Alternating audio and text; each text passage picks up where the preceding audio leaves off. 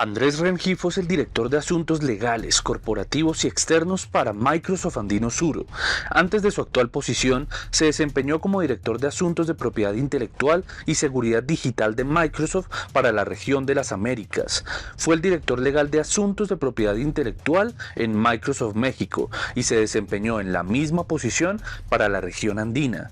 Andrés representó al gobierno colombiano como negociador en varios tratados multilaterales y ha sido conferencista sobre seguridad, innovación y propiedad intelectual en varios foros y universidades del mundo. Hoy en Congreso y Sociedad hablamos con él sobre la ética en el desarrollo e implementación de las inteligencias artificiales, los gemelos digitales para preservar el Amazonas y el programa Microsoft Airband que busca llevar Internet a las zonas de más difícil acceso en el mundo. Amables televidentes, bienvenidos a Congreso y Sociedad, programa institucional de la Secretaría General del Senado de la República. Hoy nos acompaña Andrés Rengifo. Andrés, bienvenido a Congreso y Sociedad. Sebastián, un gusto para mí estar acá y compartir este espacio contigo. Bueno, Andrés, el placer es nuestro. Andrés, ¿qué conclusiones sacas de la muestra científica y tecnológica que organizó el Congreso de la República? Bueno, Sebastián, súper interesante. Yo creo que la gran conclusión es ese desarrollo intenso y veloz de las tecnologías. Hoy lo que ve uno es una obsolescencia tecnológica y un crecimiento exponencial de la tecnología que de alguna manera lo pone uno a pensar en términos de si la sociedad está en capacidad de absorber o asimilar todo ese cambio tecnológico. La tecnología nos está ofreciendo grandes oportunidades, obviamente nos pone también muchos retos, pero como te comentaba, yo creo que estamos en un momento muy especial donde el hombre finalmente es el que decide si utiliza la herramienta como un instrumento para sus propósitos humanos y sociales o básicamente se deja dominar por la tecnología. Andrés, su ponencia es muy particular, nos llama mucho la atención y es el uso ético de las inteligencias artificiales. ¿Cómo se le da esa visión desde Microsoft a ese uso ético? Muy interesante, Sebastián. Mira, la manera como Microsoft aproxima esta tecnología es, si esta tecnología tiene el potencial de impactar a toda la humanidad, esa tecnología tiene que ser desarrollada de una manera responsable.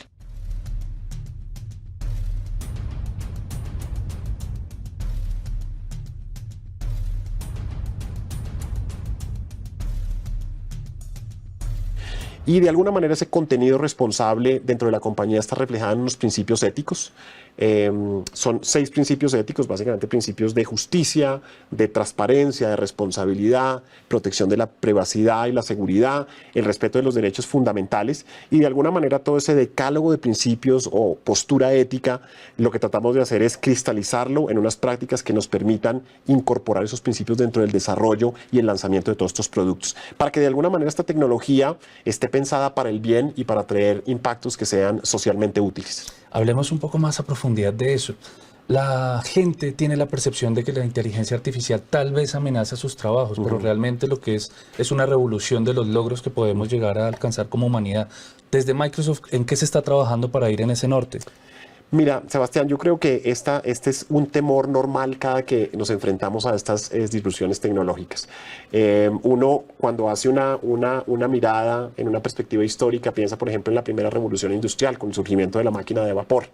En ese momento, digamos, el hombre delegó gran parte de su capacidad física en las máquinas y eso en algún momento algunos lo entendieron como un riesgo frente al tema de empleos, pero de alguna manera el hombre lo que hizo fue liberar una parte de su capacidad para poder crear e innovar en otras áreas del conocimiento. Hay ejemplos emblemáticos, por ejemplo, el sistema financiero, los bancos. Los bancos en algún momento empezaron a hacer el despliegue de estos cajeros electrónicos y la gente dijo, uy, los cajeros electrónicos sustituyeron al cajero humano que atendía y que tenía esta intermediación presencial con un cliente. La verdad lo que pasó es que no solo no se acabó el empleo, sino que se generó más empleo. Lo que vimos con el sector financiero es que se crearon más servicios financieros.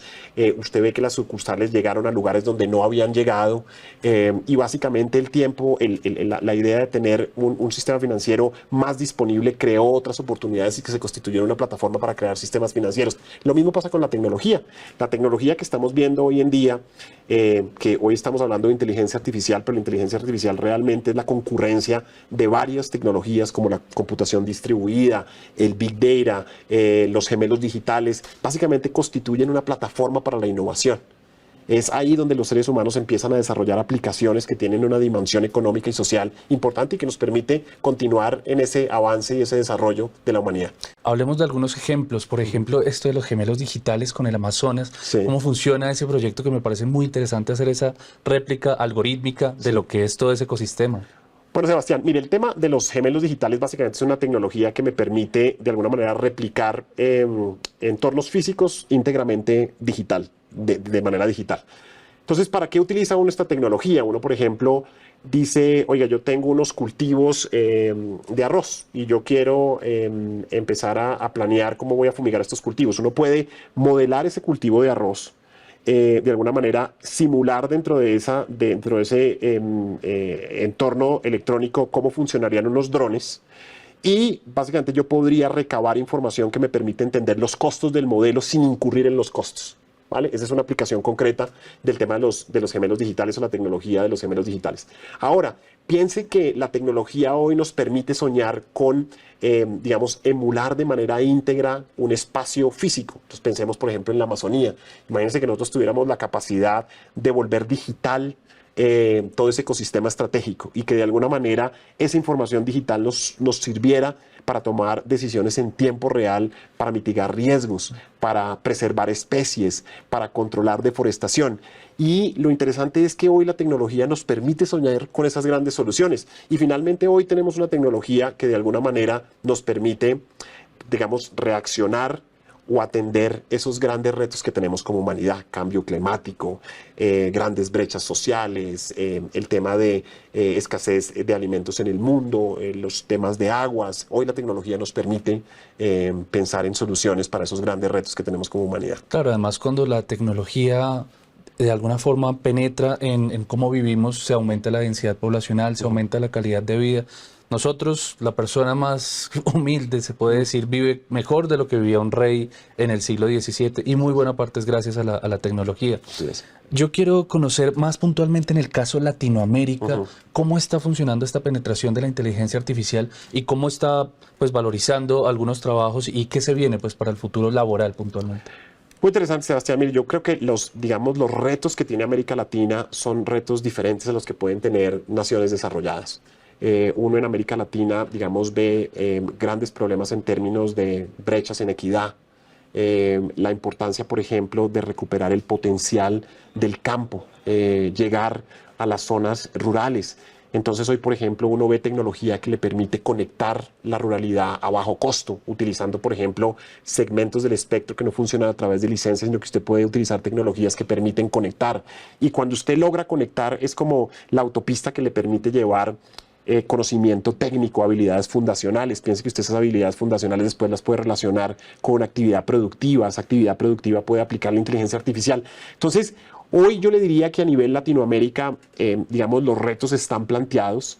La tecnología tiene el potencial de atender muchos de esos retos. Yo no estoy diciendo que la tecnología sea el único factor que nos logre solucionar esto, pero en la medida que haya un encuentro entre esas necesidades, esos intereses, exista voluntad para el despliegue de estas tecnologías, yo pienso que la tecnología puede ser un gran habilitador para superar esos grandes retos que tenemos en América Latina a nivel social y económico. Por ahora los problemas son de acceso, ¿no? También, que hay que fortalecer eso. ¿Cómo desde Microsoft se tienen proyectos para lograr el acceso a las tecnologías? Así es. Y Sebastián, usted da una pregunta muy interesante y es, mire, piense que hace unos años, y usted me lo decía ahorita, me decía, mire, hoy una persona está en una situación mucho mejor de la que estaba el rey en el momento del Renacimiento, por llamar alguna época. Pero hoy, mire, lo que pasa con las tecnologías es que una tecnología se lanza hoy y está inmediatamente disponible para todo el mundo.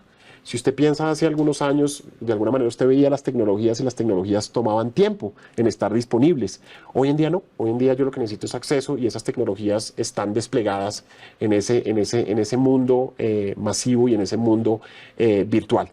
Entonces, en términos de acceso, ¿qué tiene que pensar uno? Hoy la tecnología, digamos, es accesible en términos de costos, pero hoy hay, por ejemplo, excelentes alternativas para lo que le comento del tema de conectividad.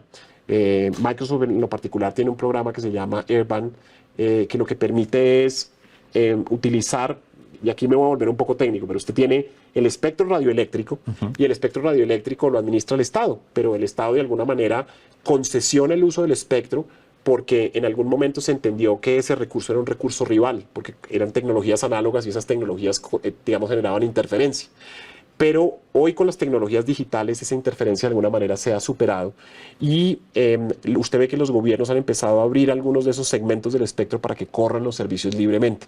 Uno de esos ejemplos es, por ejemplo, el espectro de la televisión análoga. Eso se liberó hoy. Entonces usted para prestar servicios ahí no necesita una licencia. Por lo tanto se disminuye el costo de acceso.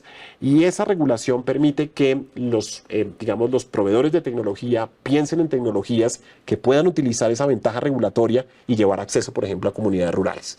En Colombia tenemos muchísimos ejemplos donde hemos logrado llevar conectividad y conectividad que se traduce en beneficios para la educación, para el desarrollo de actividades productivas, para la aproximación y el acercamiento de comunidades a todo este mundo del Internet. Incluso hace poco hablábamos de un tema muy interesante que era cómo yo utilizo todas estas tecnologías para de alguna manera hablar de justicia digital, aproximar la justicia a esa gente que está en la ruralidad y de alguna manera está en zonas apartadas del país. Entonces, vuelvo e insisto, Sebastián, para mí el tema de la tecnología es una plataforma y usted decide hasta dónde la quiere llevar en términos de atender esas necesidades sociales.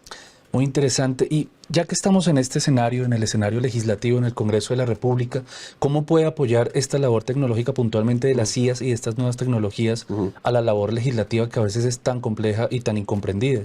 No, Sebastián, ¿sabe? El legislativo tiene hoy grandes retos y grandes responsabilidades. Hoy lo que está pasando es que uno ve que se está generando una dinámica muy interesante entre el sector privado y el sector público, porque finalmente mucha de la innovación está siendo desarrollada por las empresas. Y de alguna manera cuando usted piensa en regular esa nueva tecnología, tiene que haber un diálogo dinámico entre el sector público y el sector privado. El sector público tiene que empezar a entender cómo funcionan las tecnologías, cuáles son los impactos, los usos sensibles. Y yo creo que en la medida que el legislador, el regulador tenga conocimiento de la tecnología, va a hacer un mejor trabajo en términos de regulación. Yo pienso que la velocidad y el crecimiento exponencial de la tecnología no debe asustar al regulador. El regulador tiene herramientas, instrumentos para generar buenas regulaciones y finalmente la regulación también le sirve a uno para establecer reglas básicas del juego para que estas tecnologías finalmente puedan desplegar los efectos esperados y de beneficio social que todos estamos deseando.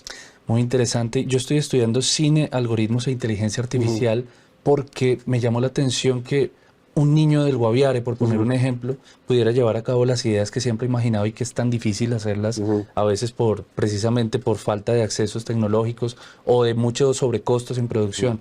Yo pienso que las inteligencias artificiales y las tecnologías sí están ayudando a facilitar y a generar nuevos empleos, ¿no? Ahorita podemos hablar de un incremento de empleos, paradójicamente, con la implementación de estas inteligencias. Así es. ¿Qué nuevas profesiones, por ejemplo, pueden estar naciendo ahora? Sebastián, muy interesante. Mire que cuando hablamos, por ejemplo, de estos desarrollos hoy con inteligencia artificial generativa, pues hablamos del típico ChatGPT, hablamos de Codex, que es cómo usted finalmente puede generar lenguaje de máquina a través del lenguaje natural, y cómo usted, digamos, tiene toda una actividad en el tema de creación de imágenes a través de inteligencia artificial.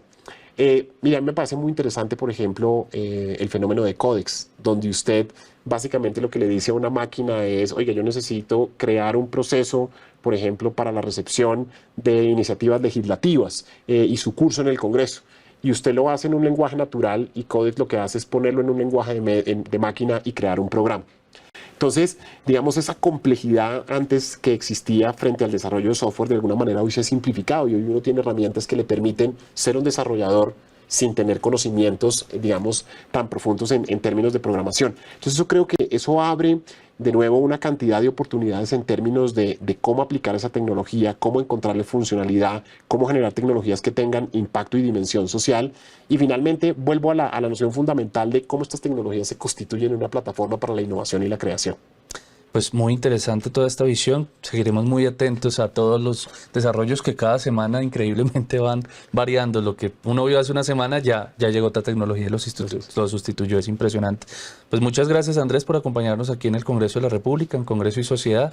¿Cuáles son tus redes sociales? ¿Dónde puede seguir la gente de tu trabajo o de Microsoft? No, tan amable. Sebastián, miren, yo creo que básicamente tienen que seguir el trabajo de Microsoft. Microsoft está pensando de una manera muy profunda todo el tema del desarrollo de estas tecnologías a nivel de un decálogo ético, a nivel del tema de sus impactos y al mismo tiempo es un gran optimista del impacto positivo que pueden tener estas tecnologías a nivel social y cómo estas tecnologías finalmente se constituyen en un instrumento para enfrentar esos grandes retos que tenemos como sociedad. Entonces los invito a conocer el trabajo de Microsoft en este sentido y para mí, Sebastián, también ha sido un placer estar aquí conversando contigo. Además te felicito por esa especialización. Yo creo que uno de los temas más interesantes en materia de inteligencia artificial es esa interfaz entre esta inteligencia artificial generativa y la creatividad humana, si realmente la máquina es capaz de crear o no. Entonces yo creo que estás en un campo del conocimiento fascinante. Y está abierto el debate ahí.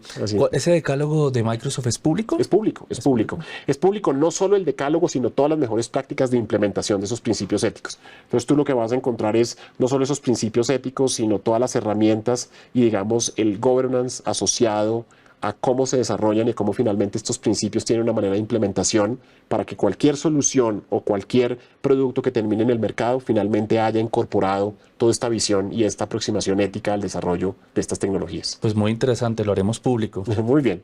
Muy bien. Y a ustedes, amables televidentes, los invitamos a contactarnos a través de nuestras redes sociales. Los esperamos aquí en Congreso y Sociedad en una próxima oportunidad.